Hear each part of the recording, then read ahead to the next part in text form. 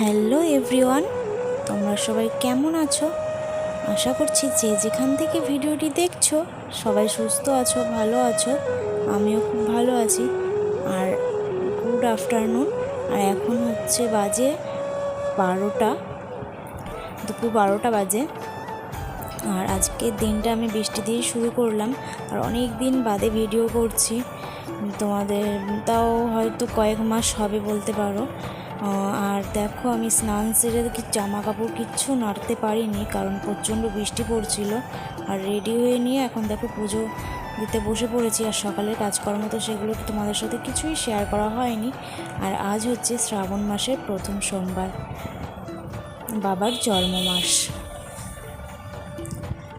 তাই দেখো, স্নানটা সেরে নিয়ে আমি তাড়াতাড়ি করে ঘরেই পুজো দিয়ে নিলাম, কারণ বাইরে কোনো মন্দিরে যাইনি। কারণ আমার ভাসুর মারা গেছে, এখনো 1 বছর হয়নি।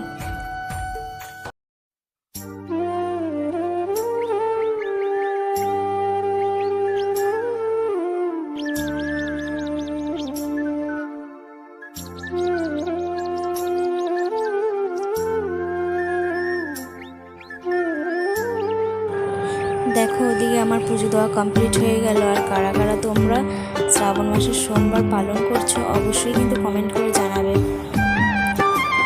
আর আজকে বেশ ভালো লাগলো সোমবারটা বাবার মাথায় জল ঢেলে, বেশ ভালোই লাগছে। আর যদি পারি তো সামনে আবার করব। পুজো করার পরে আর ভিডিও করা হয়নি, কারণ একটু রেস্ট নিয়েছি। রেস্ট নেওয়ার পরে দেখলাম 3:30 বাজে। তখন হাজব্যান্ড আর ছেলে স্কুল থেকে চলে আসলো। আসার পর ওদের খেতে দিয়ে বা আমি নিজেও খেয়ে নিয়েছি। কখনো একা খেতে ভালো লাগে না, কারণ শাশুড়ি তো একবারই খায়, শাশুড়ি আর দুপুরে খায় না। ওর জন্য সে আমাকে একাই খেতে হয়। তার জন্য কোনোদিনও একা খেতে ভালো লাগে না। তাই যখন ছেলে আর হাজব্যান্ড আসে, তারপরে 3 জনে মিলে একসাথে বসে খাবার খাই, দুপুরের খাবারটা। দেখো, তারপরে খাওয়া দাওয়া করে ঠিক ওপরে চলে এসেছি কটা রিলস বানাতে। আর একটুখানি হালকা সাজগোজ করে নিয়েছি, শুধু একটু সামান্য লিপস্টিক দিয়েছি, একটু কাজল দিয়েছি। আর দেখো, তোমাদেরকে দেখাচ্ছিলাম যে হাতে কাচের চুড়ি পরেছি, সবার মতো আমিও পরে নিয়েছি। আমার কিন্তু বেশ ভালো লাগছিল, আমি কোনোদিনও এরকম পরিনি। কয়েক বছর ধরে দেখছি, 2-3 বছর ধরে দেখছি যে সবাই পরছে, তাই এবছরও আমি পরে নিলাম। আর তোমরা কারা কারা এরকম চুড়ি পরেছো, সবুজ চুড়ি, অবশ্যই কিন্তু আমাকে কমেন্ট করে জানাবে। আর বন্ধুরা, যদি এই পর্যন্ত ভিডিওটি ভালো লেগে থাকে অবশ্যই কিন্তু আমাকে একটা কমেন্ট করে জানাবে আর লাইক করে দেবে। আর দেখো, তারপর একটু বক বক করে নিয়ে চলে আসলাম। আর ধরো, তোমাদের সাথে কথা বলছিলাম কিন্তু ভয়েসটা দেওয়া হয়নি, কারণ পাখার আওয়াজ, প্রচণ্ড পাখার আওয়াজ হচ্ছিল, ওর জন্য ভয়েসটা কেটে দিয়েছি, ভয়েসটা দিইনি। দেখো, ওখানে বক বক করে তারপরে দেখো ঠিক বারান্দায় চলে আসলাম গাছে জল দিতে।